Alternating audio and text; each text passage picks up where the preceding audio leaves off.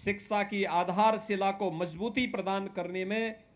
अभिभावकों ने अपना योगदान दिया, तो बच्चों ने आकर के इन स्कूलों को फिर से एक बार यहां की रौनक को बढ़ाने का काम भी किया। इस दौरान प्रयास हुए, हमने हर बच्चे को बैग,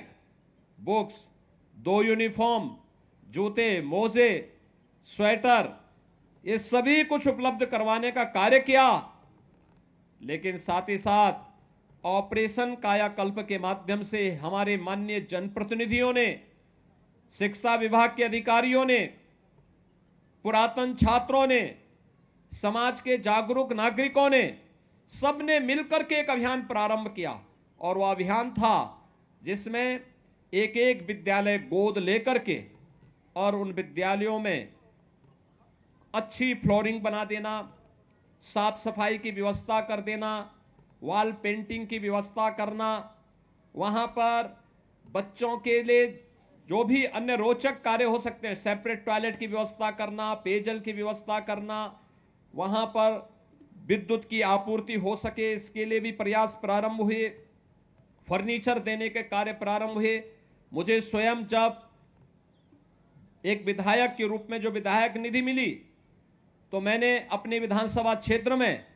हर विद्यालय में बेसिक शिक्षा परिषद से जुड़े हुए हर विद्यालय में फर्नीचर देने का काम किया, जिससे वहां पर हर बच्चा आकर के स्कूल में फर्नीचर में बैठ सके, कुर्सी मेज में बैठ सके, उस प्रकार की व्यवस्था वहां पर उनके लिए देने का कार्य हुआ। मिड डे मील के स्तर को सुधारने का कार्य हुआ। और देखते ही देखते 1,58,000 जो विद्यालय थे बेसिक शिक्षा परिषद के, इनमें से 90,000 से अधिक विद्यालयों में ये सभी प्रकार की सुविधाओं से इसे आच्छादित करने का कार्य हुआ। आज बढ़कर के 1,34,000 तक पहुंच चुकी है। लेकिन अभी भी बहुत सारे विद्यालय हैं जिन्हें ऑपरेशन कायाकल्प के साथ जोड़ना है। और इसलिए मैं आज आपके बीच आया हूं आपसे कहने के लिए। मैं प्रदेश भर के अपने सभी जनप्रतिनिधियों से कहूंगा, माननीय सांसद, माननीय विधायक, विधान परिषद के माननीय सदस्य, जिला पंचायत के अध्यक्ष, ब्लॉक प्रमुख, मेयर, चेयरमैन, पार्षद, ग्राम प्रधान, पुरातन छात्र, शिक्षा विभाग से जुड़े हुए सभी अधिकारी और अन्य सभी जनप्रतिनिधियों से, पार्षदों से, सबसे मैं इस बारे में अपील करूंगा, वे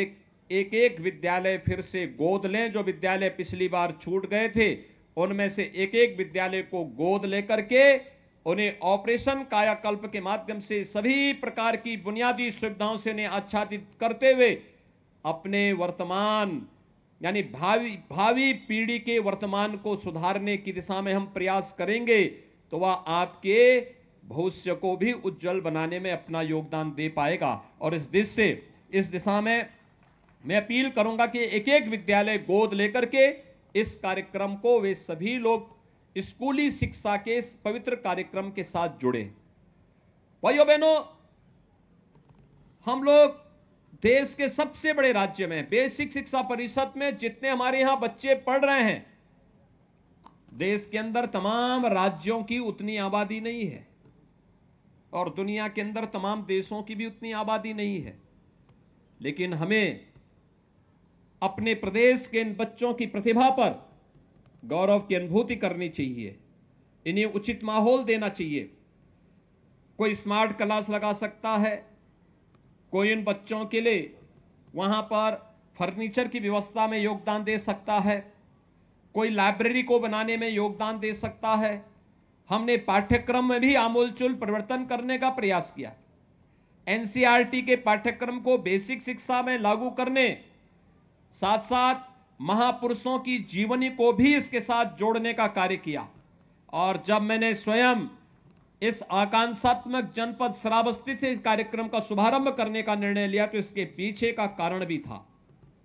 एक आकांक्षात्मक जनपद है और भाइयों बहनों, दूसरा श्रावस्ती भगवान बुद्ध से जुड़ा हुआ एक महत्वपूर्ण जनपद भी है। कहते हैं ज्ञान प्राप्ति के बाद महात्मा बुद्ध ने अपने सर्वाधिक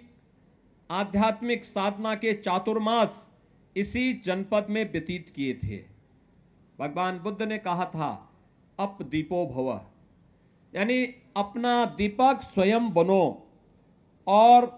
स्वयं ही हमें अपने आप को पहचानने की ताकत अर्जित करनी पड़ेगी। और मैं अपील करूंगा प्रदेश भर के अपने सभी जनप्रतिनिधियों से, उद्योगपतियों से, सुधीजनों से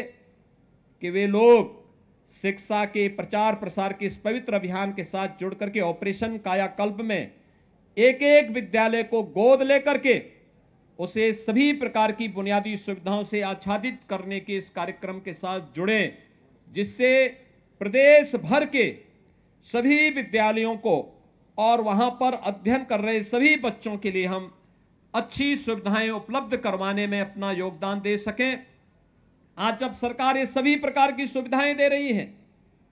मेरी सभी बेसिक शिक्षा परिषद से जुड़े हुए जितने भी बेसिक शिक्षा अधिकारी हैं